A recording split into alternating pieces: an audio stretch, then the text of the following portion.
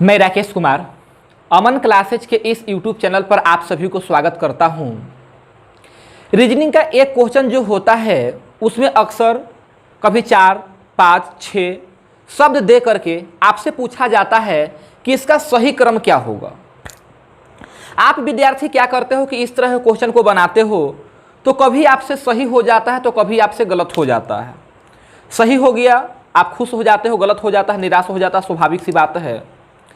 तो आखिर कौन सी बात है जिसके चलते कभी सही हो जाता है तो कभी गलत हो जाता है, उसी बात को समझना है।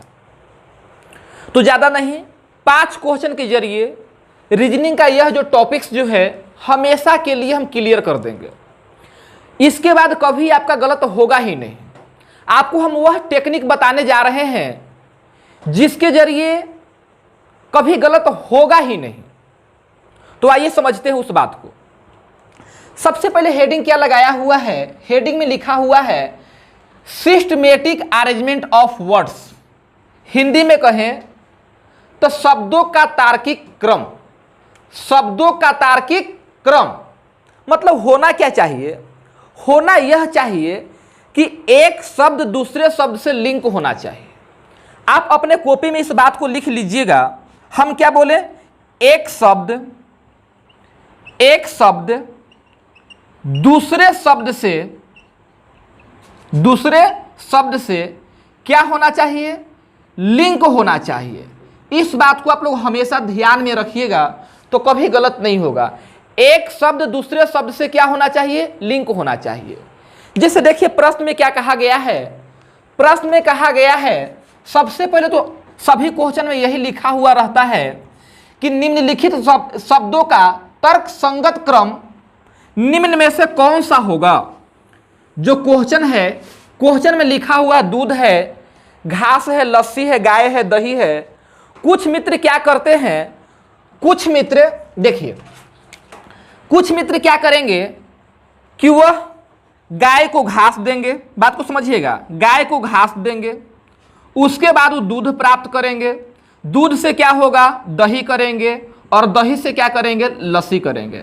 मतलब उनका आंसर होगा, उनका आंसर क्या होगा? 4। गाय 4 पर है, घास कहाँ है? 2 पर है, दूध कहाँ है आपका? 1 पर है, दही आपका 5 पर है, और लस्सी कहाँ है? 3 पर है। मतलब उनका आंसर आएगा 4, 2, 1, 5, 3। क्या? 4, 2, 1, 5, 3। हालांकि यह आंसर क्या है? गलत है। आंसर गलत कैसे है इस बात को समझने का प्रयास कीजिएगा। इसमें होना क्या चाहिए? एक शब्द दूसरे शब्द से लिंक होना चाहिए। एक शब्द दूसरे शब्द से लिंक होना चाहिए। तो देख भाई, ये गाय और घास ये तो आपस में लिंक है, गाय और घास का आपस में संबंध है। बट क्या घास और दूध में कोई लिंक है? घास और दूध में कोई लिंक नहीं है। तो यह अरेंजमेंट क्या है? गलत है। तो सही अरेंजमेंट क्या होगा? तो जो सही अरेंजमेंट होगा उसमें हम लोग क्या करेंगे कि पहले घास को दे देंगे। किसको देंगे जी? यह घास जो है वह देंगे हम किसको? गाय को। उसके बाद गाय हमें क्या देगी? दूध देगी, और दूध से क्या होगा? दही, और दही से क्या होगा? लस्सी। मतलब पहले घास होगा तो घास आ गया 2 पर, गाय कहाँ है आपका? 4 पर है, फिर तो दूध 1 पर है। ये सब ठीक है। 2, 4, 1, 5, 3 होगा। 2, 4, 1, 5, 3 आंसर होगा हमारा बी। समझ में आया? एक शब्द दूसरे शब्द से लिंक होना चाहिए। बस इसी बात को आपको समझना है। देख भाई, हम लोग कभी भी ऑप्शन के आधार पर आंसर नहीं निकालते हैं। हम लोग अपने से सजाते हैं, और अपने से सजाने पर जो सीक्वेंस प्राप्त होगा उसी सीक्वेंस को ऑप्शन में ढूंढते हैं। इस तरह से 100% आंसर आपका क्या होगा? सही होगा। बात समझ में आया ना? कभी भी हम ऑप्शन के आधार पर आंसर नहीं निकालेंगे। हम खुद से पहले सजाएंगे, जो हमारा अरेंजमेंट आएगा उसी अरेंजमेंट को ऑप्शन में ढूंढेंगे। समझ में आया? तो आपका 100% क्या होगा? सही होगा। एक प्रश्न आपको और दिखाई दे रहा होगा साइड में। लेटर है, पैराग्राफ है, चैप्टर है, सेंटेंस है, और क्या है? वर्ड है। क्या लिखा हुआ? वर्ड। तो मेरे भाई, लेटर, पैराग्राफ, चैप्टर है, सेंटेंस है और वर्ड है, सबसे पहले क्या होगा? तो शायद आपका जवाब होगा कि सबसे पहले होगा लेटर। सबसे पहले क्या होगा? लेटर। लेटर समझते हो ना, A B C D E F क्या है? ये सब लेटर है ना। सबसे पहले लेटर होगा। कई लेटर के मिलने से क्या बनता है? वर्ड बनता है। कई लेटर के मिलने से क्या बनेगा? वर्ड बनेगा। और कई वर्ड के मिलने से सेंटेंस बनता है। और कई सेंटेंस के मिलने से पैराग्राफ बनेगा। और कई पैराग्राफ के मिलने से चैप्टर बन जाएगा। क्या बन जाएगा? चैप्टर बन जाएगा। तो बोलिए जी, चैप्टर है ना, चैप्टर। यहां पर क्या था? ये था आपका पैराग्राफ। पैराग्राफ। तो सबसे पहले लेटर होगा। लेटर कहने का मतलब एक होगा। वर्ड कहने का मतलब 5 होगा। सेंटेंस कहने का मतलब हो गया 4 हो गया। उसके बाद पैराग्राफ होगा। पैराग्राफ कहे तो क्या सब ठीक ठाक है ना? पैराग्राफ कहे तो 2 होगा। और फिर चैप्टर बन जाएगा। चैप्टर कहे तो ए हो जाएगा आपका 3। 1 5 4 2 3। क्या ऐसा कहीं है? 1 5 4 2 3। आंसर होगा सी। क्लियर है? लेकिन एक बात और जानकारी के लिए ध्यान में रखिएगा। यदि मान लेते हैं सपोज डेट कि यदि यह आंसर में नहीं होता, यदि यह ऑप्शन में शामिल नहीं होता, तो पता है इसका आंसर क्या होगा? तो फिर इसका आंसर जो है वह हो जाएगा 3 2 4 5 1। मतलब पहले क्या होगा? पहले हो जाएगा चैप्टर। चैप्टर से छोटा हो गया पैराग्राफ। पैराग्राफ से छोटा हो गया सेंटेंस। सेंटेंस से छोटा हो गया वर्ड। और वर्ड से छोटा हो गया लेटर। बात समझ में आया? लेकिन कोई मित्र का कहना होगा कि मान लेते हैं कि यह भी ऑप्शन में है और यह भी ऑप्शन में रहेगा, दोनों के दोनों ऑप्शन में रहेगा, तो उस परिस्थिति में हमारा आंसर क्या होगा? तो मेरे भाई, जब ये दोनों के दोनों शामिल रहेगा तो हमारा आंसर क्या होगा? सी होगा। क्योंकि जो छोटा से जो बड़ा होता है, छोटा से जो बड़ा का जो अरेंजमेंट जो होता है वह बेस्ट होता है।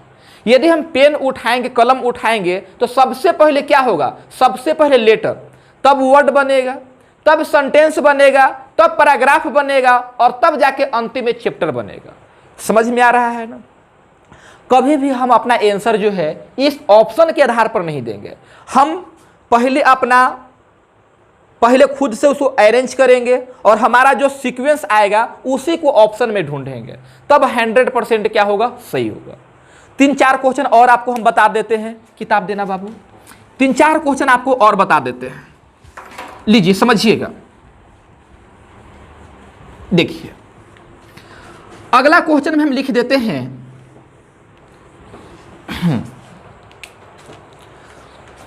अगला प्रश्न है आपके लिए, यहां पर लिख दिए चयन है। चयन, आवेदन, वेतन, योगदान और योगदान, परीक्षा। पहला हो गया, दूसरा हो गया, तीसरा हो गया, चौथा हो गया, पांचवा हो गया। लो ना, छठा लिख देते हैं विज्ञापन। क्या लिख दिए? विज्ञापन। तो लीजिए, ऑप्शन हम आपको नहीं देते हैं जी, ऑप्शन से काम भी नहीं है। तो बोलिए, इस 6 में सबसे पहले कौन होगा? आप वीडियो को रोक करके अपने से अरेंज कीजिए, अपने से सजाइए।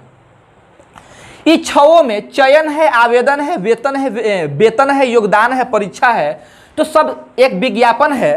तो सबसे पहले हम लोग किसी भी एग्जाम का क्या विज्ञापन देखते हैं, है ना? सबसे पहले क्या होगा जी? विज्ञापन होगा। जैसे ही आप विज्ञापन देखते हैं, नोटिफिकेशन देखते हैं, कितना वैकेंसी आया हुआ है, समझ रहे हो, इतना डेट से भरा जाएगा, तो सबसे पहले हम लोग विज्ञापन देखते हैं। और विज्ञापन देखने के बाद हम लोग क्या करते हैं? आवेदन करते हैं। हम लोग क्या करते हैं? आवेदन करते हैं। आवेदन के बाद क्या होता है? परीक्षा होता है। क्या होता है? परीक्षा। जब परीक्षा को पास कर जाते हैं तो फिर आपका क्या होता है जी? आपका चयन होता है, सिलेक्शन होता है। और सिलेक्शन के बाद फिर आप क्या करते हो? अपना ड्यूटी करते हो, मतलब आप अपना योगदान देते हो। और योगदान देते हो, अपना सहयोग देते हो, वर्क करते हो, तो फिर आपको क्या मिलता है? वेतन मिलता है। फिर आपको मिलता है वेतन। आंसर होगा 6 2 5 1 4 3। उम्मीद करते हैं कि आपका भी यही आया होगा। आइए एक आध क्वेश्चन और बताते हैं आपको जी। इसके अलावा एक क्वेश्चन और है, इसमें हम लिख देते हैं। लीजिए, पहला जो है, पहला नंबर पर ससुर है, दूसरा पर है आपका दादा है, तीसरा पर पुत्र है, चौथा पर पिता है और पांचवा पर आपका पति है। समझ रहे हैं मेरे भाई? आइए बोलिए सबसे पहले क्या होगा? सबसे पहले क्या होगा? हो सकता है कि शायद आप उम्र के आधार पर सोच रहे हो। उम्र के आधार पर यदि छोटा से बड़ा यदि सोच रहे होंगे तो सबसे कम उम्र किसका होगा? सबसे कम उम्र जो है वह होगा आपका पुत्र का। पुत्र से जैसे ही आगे बढ़ोगे तो पिता और ससुर में किसका क्या? अच्छा, पुत्र के बाद क्या? पति होगा। अच्छा ठीक है, पुत्र के बाद लो पति हो गया। पति के बाद पिता और ससुर में किसका ज्यादा उम्र होगा, किसका कम उम्र होगा, यह कंफ्यूजन की बात है। समझ में आया? मतलब आप एज के आधार पर इसको अरेंज नहीं कर सकते हो। तो इसको अरेंज करोगे कैसे? तो मेरे भाई सबसे पहले आप किसी न किसी के संतान हैं। सबसे पहले आप किसी न किसी के पुत्र हैं। सुन रहे हो? सबसे पहले किसी न किसी के आप पुत्र हो। उम्र के जिस अवस्था में आप लोग पहुंच चुके हैं, यदि घर वाले आगे का कार्रवाई शुरू कर दें, आगे की कार्रवाई समझते हो ना, घर वाले यदि आगे की कार्रवाई शुरू कर दें तो आप बन जाओगे पति। आप क्या बन जाओगे? पति बन जाओगे। समझ में आया? संतानों उत्पत्ति बाद आप बन जाओगे पिता। आप क्या बन जाओगे? पिता। फिर आपके जो संतान होंगे वो भी यदि आपके एज में पहुंच गए, आप उनका जब शादी कर दोगे तो तुम क्या बन जाओगे? तुम बन जाओगे ससुर। क्या बन जाओगे? ससुर। और जब उनके भी बच्चे हो जाएंगे तब आप दादा या नाना बन जाइएगा। तो क्वेश्चन में क्या दादा है ना, तब फिर हो जाइएगा दादा। बात समझ में आया? तो बोलिए क्या होगा? सबसे पहले पुत्र होगा। पुत्र कहें तो इसमें लिखा हुआ है 3 पर। फिर पति होगा। पति कहें तो आपका 5 होगा। पिता कहें तो आंसर होगा मतलब 4 हो जाएगा। ससुर है 1 पर। उसके बाद दादा है आपका 2 पर।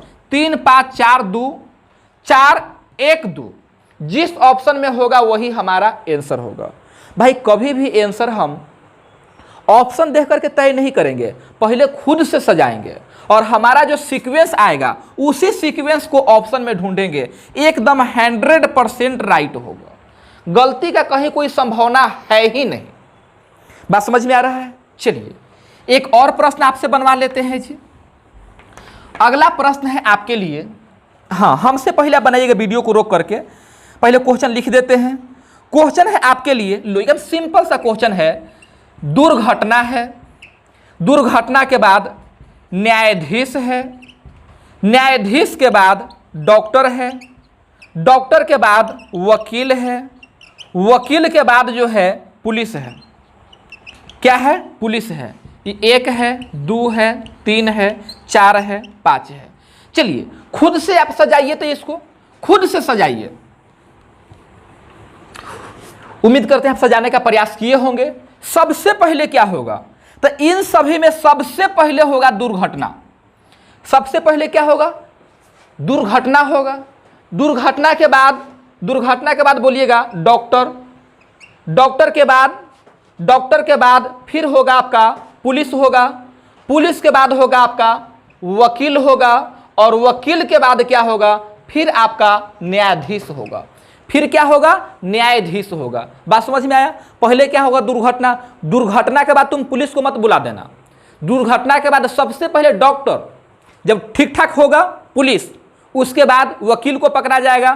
फिर तुम्हारा क्या? न्यायाधीश के पास, जज के सामने क्या होगा? सुनवाई का कार्यक्रम वगैरह होगा। आइए लास्ट प्रश्न आपको समझा देते हैं। एक और है आपके लिए। क्वेश्चन तो बहुत सारा है, यहां पर लिख देते हैं गरीबी है। पहला में लिख दिए गरीबी, गरीबी के बाद है जनसंख्या, जनसंख्या के बाद है आपके लिए मृत्यु है, मृत्यु के बाद है बेरोजगारी, बेरोजगारी है ना, जो कि आज सबसे बड़ा मुद्दा बना हुआ है बेरोजगारी। उसके बाद है आपका रोग। बोलिए इसका सही सीक्वेंस क्या होगा? गरीबी है, जनसंख्या है, मृत्यु है, बेरोजगारी है, रोग है। सबसे पहले क्या होगा? सबसे पहले अपने सामने जो मुद्दा है वह है बढ़ती हुई जनसंख्या। बढ़ती हुई जनसंख्या के कारण फैल रहा है बेरोजगारी, बेरोजगारी बढ़ रहा है और उस बेरोजगारी के कारण गरीबी, गरीबी के कारण उत्पन्न हो रहा है रोग, उत्पन्न हो रहा है और उसके बाद क्या हो जाएगा, मृत्यु हो जाएगा। सबसे पहले जनसंख्या होगा, जनसंख्या के कारण बेरोजगारी हो रहा है, बेरोजगारी से गरीबी आ रहा है, गरीबी का मतलब हुआ उसको संतुलित आहार वगैरह नहीं मिल रहा है, तो उसे क्या हो रहा है, बीमारी हो रहा है और बीमारी से क्या हो रहा है, मृत्यु हो रहा है। समझ में आ रहा है? चलिए, इस तरह से यह जो टॉपिक्स जो है से आपका क्लियर हो गया। अब आप रीजनिंग के किसी भी किताब से क्वेश्चन बनाने का प्रयास करोगे, कभी गलत होगा ही नहीं मेरे भाई। कभी थोड़ा बहुत देखिए, उस क्वेश्चन में कंफ्यूजन हो सकता है जिसमें जो भी 5 को 6 को जो वर्ड जो दिया हुआ, शब्द दिया हुआ है, यदि शब्द का मीनिंग आपको मालूम नहीं रहेगा तो थोड़ा सा कंफ्यूजन हो सकता है।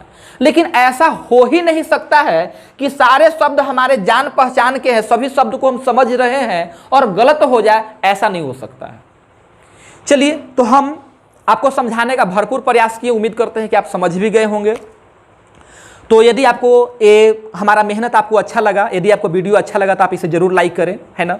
और आप यदि हमारे चैनल पर नए हैं तो आप इसे सब्सक्राइब भी कर लें। और हाँ, प्रतिदिन दोपहर में 12 बजे आपका मैथ का लाइव क्लास चलता है, ठीक है। तो आप आकर के मैथ का क्लास वहाँ पर कर सकते हैं और इसी तरह से आपको रीजनिंग का जो वीडियो जो है से आपको मिलता रहेगा। हाँ, यदि वीडियो आपको अच्छा लगा तो आप अपने दोस्तों में ज़रूर से ज़रूर शेयर करें। आप जितना ज़्यादा हो सके आप हमें सपोर्ट करने का कोशिश करें, ठीक है। ठीक है भाई, थैंक यू।